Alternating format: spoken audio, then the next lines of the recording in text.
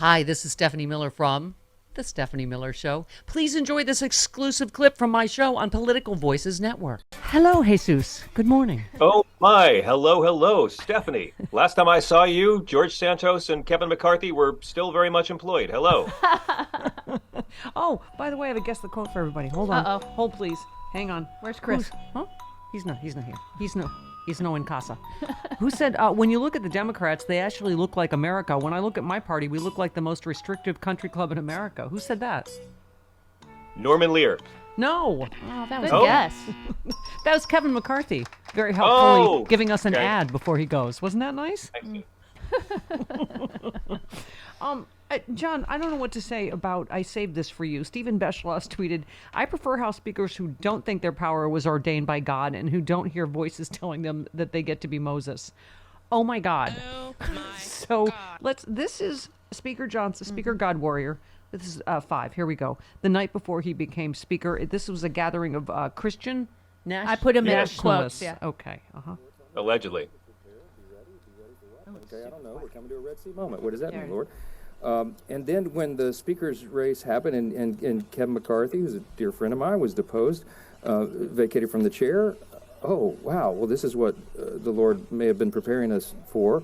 And so I started praying more about that, and then the Lord began to wake me up through this 3-week process we're in the middle of the night and to speak to me and to write things down, plans and procedures and ideas on how we could pull the conference together. Okay. And then the Lord said, what now? Hold, please, At John. the time, I assumed the Lord is going to choose a new Moses, and thank you, the Lord, you're going to allow me to be Aaron to Moses. And so I worked to get Steve Scalise elected speaker. That didn't happen. And then Jim Jordan, who's like another big brother of mine. No, that didn't happen. And then Thom Emmer, and ultimately 13 people ran for the post. And the Lord kept telling me to wait. So I waited. And then at the end, when it came to the end, the Lord said, now, step forward. Me? I'm supposed to be Aaron. No, the Lord said, step forward. Oh, good God. Oh my God. John? There you go, ladies. Yes. There you go. That's Yes. taking your rights away right there. Yes. Someone said he saw a burning bush, but it was on Pornhub. Okay, that joke bears repeating. But I mean, Yeah. yeah. I mean, where do you want to begin with Charlton Heston over here? Show me one thing that the character of Jesus in the Bible talks about Yeah. that Trump's overexposed, dirty little Johnson has actually fought for. This guy's entire career is no different than Donald Trump's. It's using Christianity for the seeming guise of virtue. And in reality, he's every bit as selfish as McCarthy, who didn't care about Republican politics or conservative ideology or the folks in Bakersfield. When McCarthy saw he didn't have power anymore, he was, screw you guys, I'm going home. Same as George Santos, same as Donald Trump. Yeah. I'm sorry, we have to turn it up to 11 to call these revoltingly false Christians out. Again, man, if all you're doing is beating up on the marginalized people, making the rich richer and making the poor poorer, I'm sorry, we're here to take away your spiritual camouflage. Yeah. By the way, Jody, we say it every week. How do you come for John Fugelsang on Twitter about the Bible? You don't. Yeah? I don't. How many times must I? Okay. Someone said, Come at me, bro. What comments by Trump lead you to believe he's a racist? Obnoxious at times, yes, but racially motivated? I really can't find any. You said, and you just said, where was Barack Obama born, please? Who are the Central Park Five? What statues were the very fine people in Charlottesville marching to protect? Why were Trump and his dad indicted by the Nixon DOJ? Why did Donald Trump fight to keep U.S. military bases named after white supremacist Confederates? That's just a start. That's all I had space for, by the way. I would have gone on even longer with Yes. that one. I mean, are China virus or Kung flu acceptable variants of COVID-19? There's so much. Yeah. There's so much to talk about. Yes. But this is what racism looks like in this country, in this century.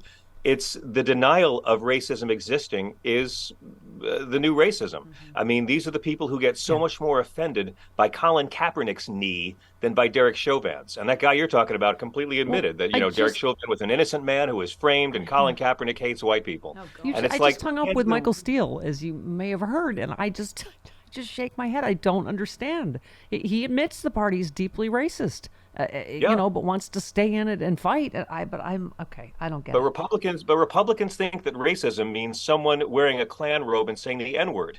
They don't understand that racism is a system, Yeah. that stereotyping is racism, that pushing smears and promoting stereotypes is racism. It's not just the naked race hatred, which Donald Trump has also displayed, especially for Muslims. So it's like, come on, man, we're going to have this all over again.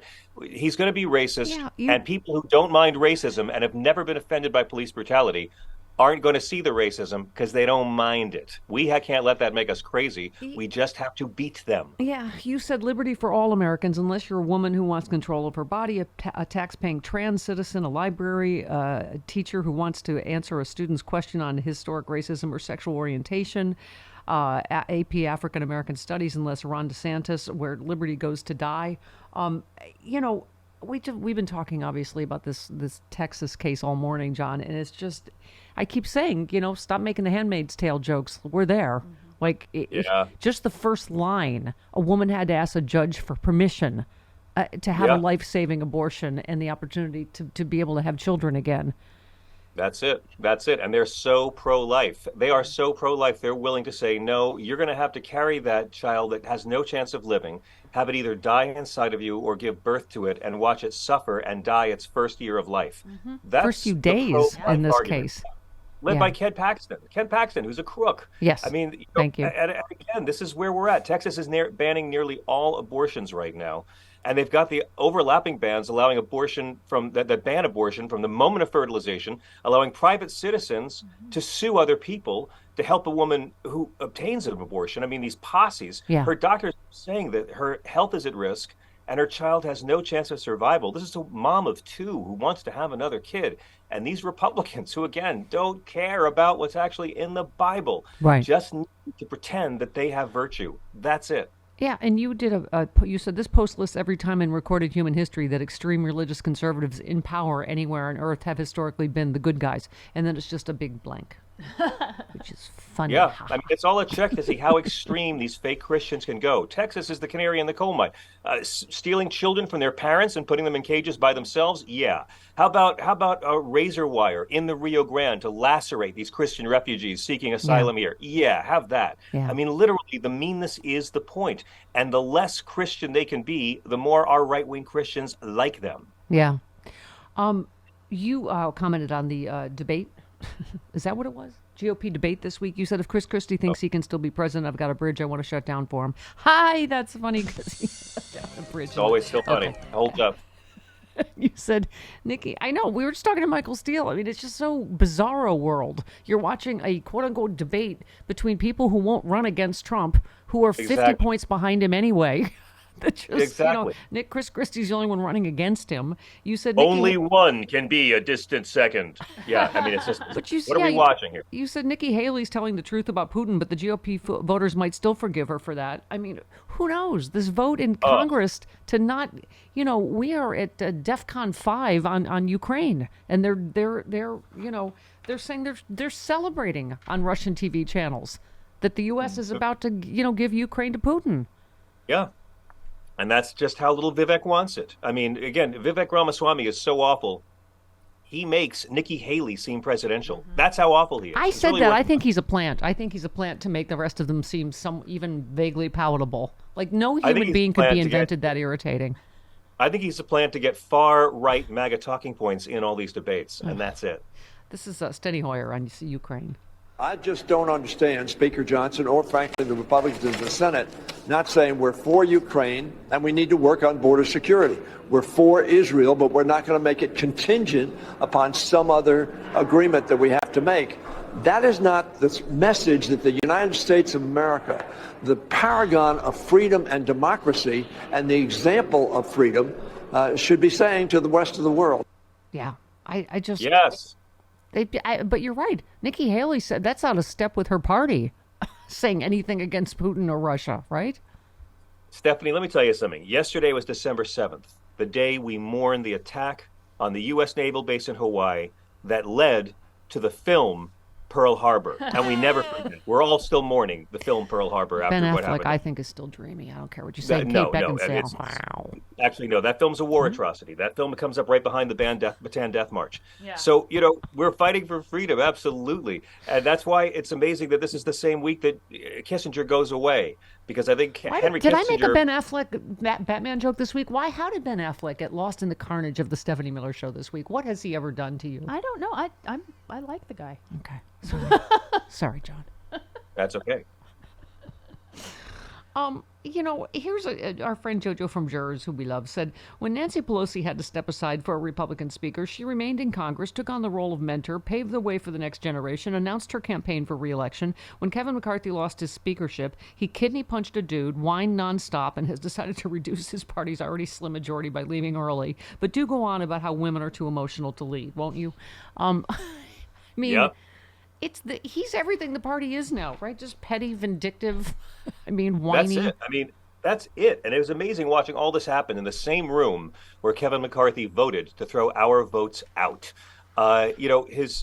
This guy, all of the young guns from 15 years ago, all the young white men who were going to take down Obama. Remember Paul Ryan and Eric Cantor and Kevin McCarthy, and we had to swallow this hardcore gay soft porn of the young guns nonstop. And then what happened? All of them tried as hard as they could to ride the wave of the far right Nazi wing of their party, to appeal to the worst parts of the Republican base and try to ride the hate wave. All of them tried to do it. And in every case, the far right fringe of the party ate them. They ate Paul Ryan, ate Eric Cantor, spit him right out. This is Kevin McCarthy. It proves if you feed Nazis, the Nazis will look on you as food. Yep.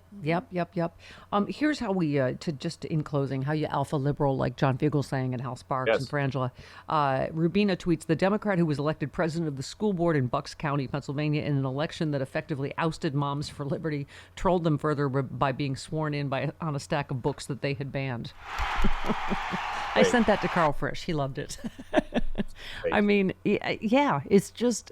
This is as you said, this is why I took the vintage sexy liberal shirt out today, because we're still the resistance tour, aren't we? Against fascism, against religious theocracy. Yes, and it's being turned up to 11 next year. Come on, once again, it's the most important election of our lifetimes, and we really mean it again this time, during the same year when Donald Trump has 7 criminal trials. Yeah. I'm sorry, man. I know a lot of us are burned out on politics.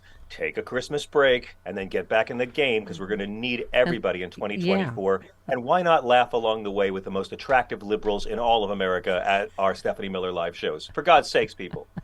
Can I have my sexy liberal music, please? Yeah, sexyliberal.com. John Fugelsang, I tell you what, you're right. We are going to rest up, and we're going to be like shot out of a cannon in 2024. January 20th, we hit San Francisco, the first show up, and then we have many, many more announcements to come. DNC show in August, and Chicago's almost sold out, and many more announcements to come. So sexyliberal.com, you can still give the October show here in LA pay-per-view for only $20 to those you love for the holidays. There you go. Great show. All right. John, thank you. Love you. See you next week. Thank you, guys. Remember, Henry Kissinger will have a better 2024 than Donald Trump. Have a great weekend, everybody. Okay, goodbye. Bye.